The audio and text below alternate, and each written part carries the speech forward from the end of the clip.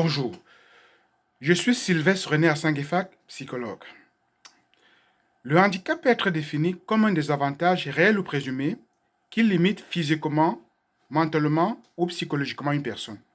Par exemple, être paraplégique, souffrir de troubles mentaux, de troubles visuels ou auditifs, d'épilepsie, de dépendance à la drogue et ou à l'alcool, etc., constituent des handicaps pouvant impacter de façon significative la vie d'une personne. Le handicap est un motif interdit de discrimination et de harcèlement. Cela signifie qu'on ne peut vous traiter différemment parce que vous êtes handicapé. De même, vous ne pouvez être la cible de commentaires ou de comportements offensants et répétés du fait d'être en situation de handicap. Hélas, ce principe élémentaire, fondamental à toute société civilisée, n'est pas toujours respecté. Beaucoup de personnes vivent du harcèlement et de la discrimination dans le monde du travail en raison de leur handicap. La discrimination à l'égard des personnes handicapées est souvent liée au capacitisme, c'est-à-dire des attitudes sociétales qui dévalorisent et limitent le potentiel des personnes handicapées, à des attitudes préjudiciables, à des stéréotypes négatifs et à la stigmatisation. L'existence de remarques et de conduites offensantes et constantes en milieu professionnel peut empoisonner le climat de travail et créer une atmosphère hostile ou angoissante pour une ou plusieurs personnes faisant partie d'un groupe protégé par l'article 10 de la Charte des droits et libertés. La discrimination en matière d'emploi peut se produire quand une personne subit un traitement négatif ou des répercussions négatives en raison d'un handicap. La discrimination n'a pas besoin d'être intentionnelle. De plus, il n'est pas nécessaire que le handicap soit le seul facteur à l'origine du traitement pour qu'il s'agisse de discrimination.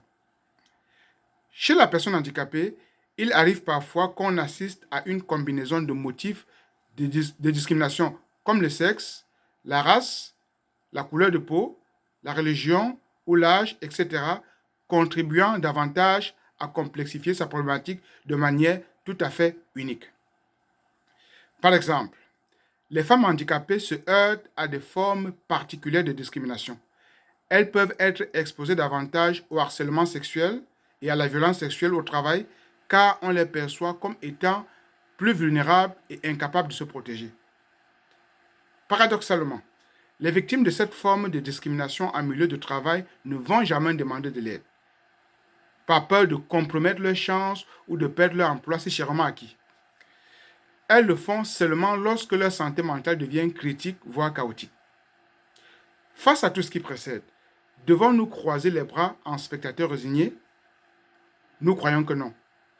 C'est à la lumière de ce constat que SOS Harcèlement et Discrimination en milieu professionnel, en abrégé SOS HDMPQ, a été créé avec pour mission de lutter contre le harcèlement et la discrimination basée sur la race, le sexe, la religion, l'orientation sexuelle, le handicap, etc. en milieu professionnel. Les objectifs visés par cette organisation sont les suivants. Apporter une aide psychologique aux personnes victimes de harcèlement et de discrimination en milieu professionnel dans le but d'améliorer leur santé mentale.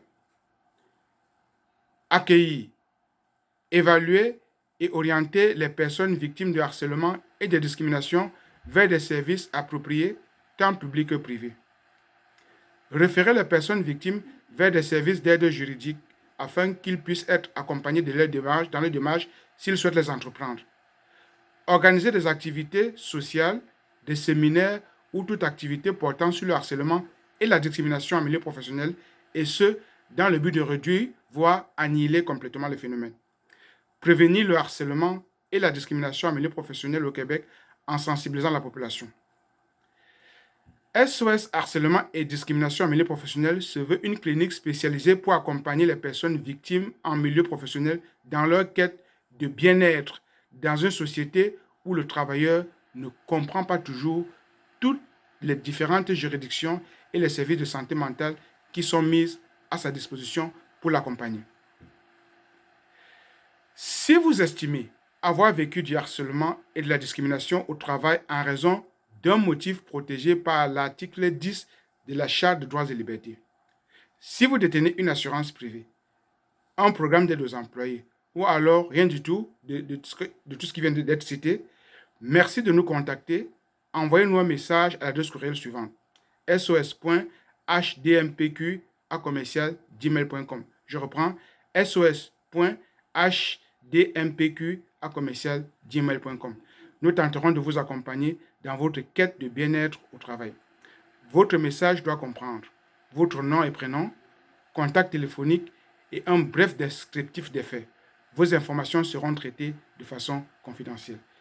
Merci de prendre du temps de regarder cette vidéo. Merci de la partager pour susciter un changement dans notre société. Merci et à très bientôt.